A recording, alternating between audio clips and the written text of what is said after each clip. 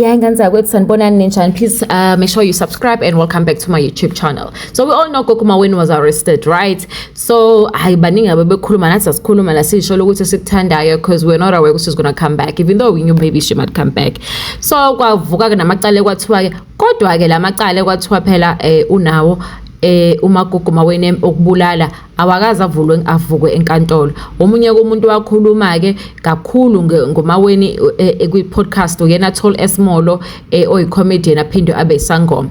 Utheke ke hayi izinto azimhambile kahle uGuy because uGogo Skhotheni uvuka izolo ebusuku wamthuka wamtshela wamusho wambiza ngento ehlupheka wambiza ngento enebethona wambiza ngento enukayo wambiza ngesangoma esibheda wambiza ngomphuphe wamusho wathi nje aye ukukhuluma ngengane yakhe le yashona akhulume ngayo asho ukuthi iyashona because uGogo Skhotheni uphathe umuthi omubi. Ayike sithese kanjalo hawu sathi siyavuka nangu uGogo Skhotheni uGogo Maweni naye wakhwela wadilika ku Tall Esmo wathi ayike i10 yamanje wena wakhuluma wathi mina ngombulali wathi angihambe ngiyobulala ejail sengibuyile ke manje ngiyathomba ukuthi unemali ngiyakholelwa ekuthenini unemali noma ngiyabelieve ekutheni kuzomela ube nayo imali because angeke ngiyeke ngizokubopha izandla zezinyawo ngikudile nawe uzohamba enqunu ungabe nalutho.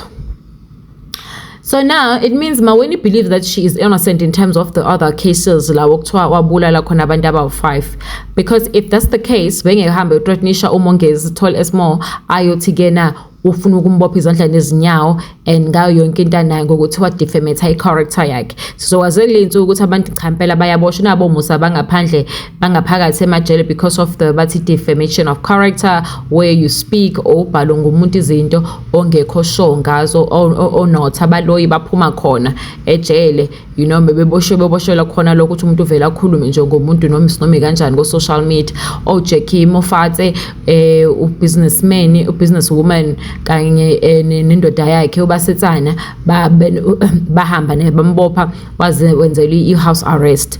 So abo Morolong nabo kuthiwa banoma house arrest because so it looks like umthetho South Africa usiyazama ukuthi uthatha lento ama social media very seriously ngokuthi uma ngabe ukhulume ngomuntu bakwazi ukuthi balandelele icala. So ke even though uGogo Maweni noGogo Skhotheni benza upeace kodwa kuyabonakala ukuthi njengoba ebuyile nje ejele cha ipeace ayikazi ibe khona because into ezishow ma uGogo Skhotheni edelela lo ugogo omusha lo uTall Esmo besho nokuthi izangoma isikhuluma isingisi singagesi, and we know ukuthi uGogo Maweni speaks good English.